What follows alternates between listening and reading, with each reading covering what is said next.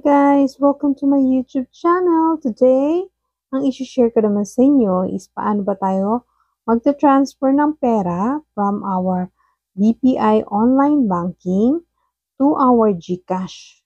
Okay? So, ngayon, ang gagawin natin, punta muna tayo sa ating BPI application na naka-installed sa ating cellphone. So, ito guys, ang ating BPI application na naka-install sa cellphone natin. I-click mo lang yan. Then, log in with biometrics ang gamit ko. Depende sa inyo kung log in with password kayo.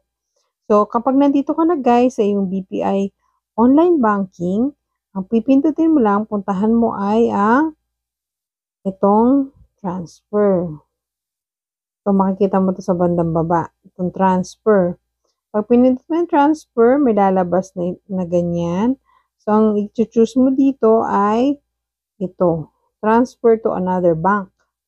Pag pinindot mo na yung to transfer to another bank, lalabas ang mga information na kailangan natin lagyan. Such as transfer from, saan galing ang pera, transfer to, and transfer amount. Then may option dito sa baba kung maglalagay kang ng notes. Pero ngayon, kung ayaw mo naman maglagay, okay lang.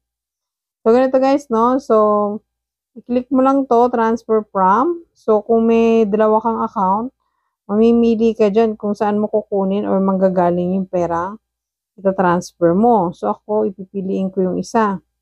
So, i-click mo lang, then, transfer to kung saan mo ita-transfer. So, pag pinindot ko to kasi guys, naka-favorites na sa akin yung GCash eh.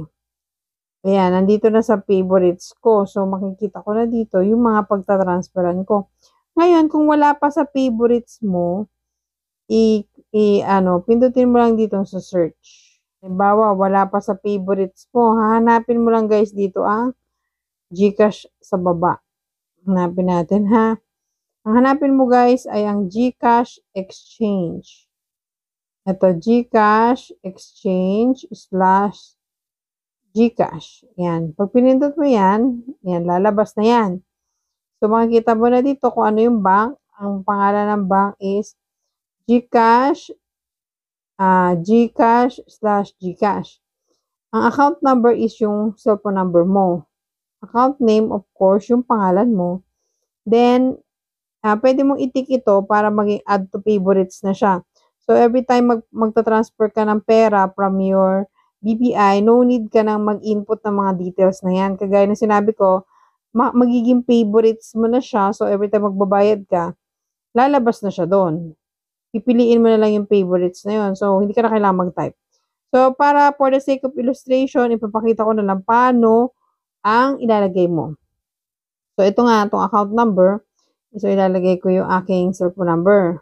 Okay? Ilalagay ko. Then, account name. Lalagay ko yung pangalan ko. Yan. Pag nalagay ko na, yan. Pipindutin ko na itong continue.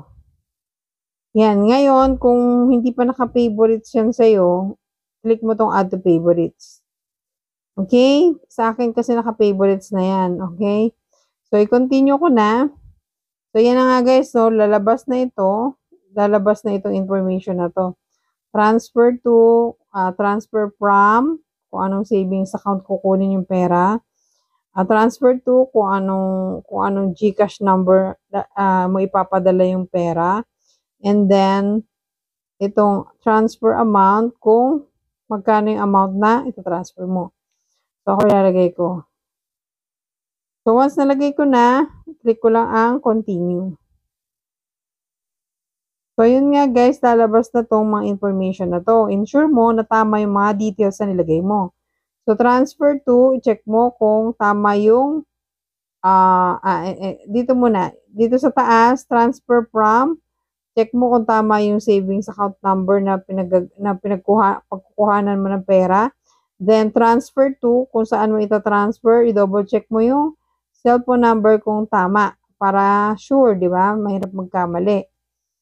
So, kung nandyan na yung details, check mo rin kung magkano naman yung ipapadala mo. And yun nga, makikita nyo guys dito, meron 10 pesos na convenience fee or service fee ang BPI once gumamit tayo ng kanilang application. So, yon then, i-click mo lang ang confirm. Pag everything is okay naman, lahat tama, i-click mo na yung confirm. So, pag na-click mo yung confirm, may lalabas na mobile key. Confirm using your biometrics. Kasi biometrics ang ginagamit ko dito, guys. Para mas safe tayo. Yan. So, yan. Naging successful na yung transfer ko. So, ito, guys, makikita ko na sa aking GCash.